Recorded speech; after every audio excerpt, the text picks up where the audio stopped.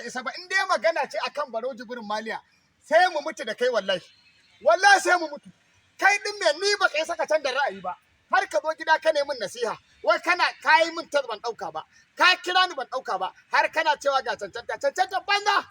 kuma ba ku taimaki kanku ba wallahi ni yanzu akan Barau Jibrin Maliya duk abin da kake tunani sai dai mi da kai mutumin da ya taimaki mutane mutumin da ya ba mutane jari mutumin da yake duba ni fa yanzu Barau shine alƙibla ta a siyasa kuma shine cancanta ta kuma shine layi na kuma shine gwamnan goban Allah kai din ne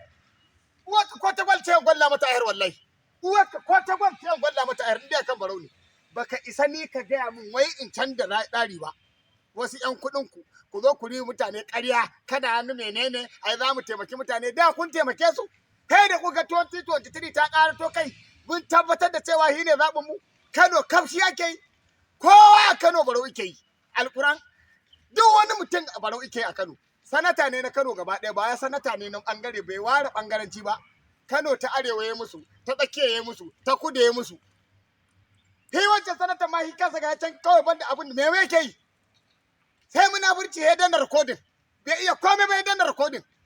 za ka ce wani wannan mu ai masu hankali muke bi masu tunani da masu hankali zan bi Barau Jibrin Maliya shi ne za mu kuma billahi allazi la ilaha illa huwa in dai ka ƙara zuwa kai mu kwankwasa min gida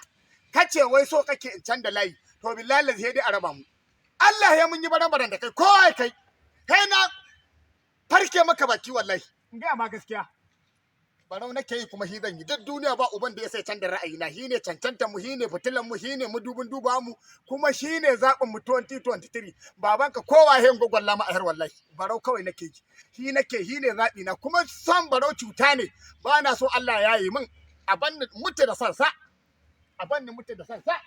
na gaya maka ba zan kuma daina sansa ba kai din banza kai din wofi dan waye kai kuma dan gidan uban waye kai me ake maka a siyasa me ka taimaki kanka me kai wa yan uwanka har ka zo ka ringa ya kamata ku bi tsari a bi cancanta wace cancanta ƙaryar banza kun kwaye kuɗaɗen mutane kun tare a ƙasar waje wallahi ƙarya kake ni ba zan yi kowa ba ya baro kuma shine zaɓi na 2023 shi zan yi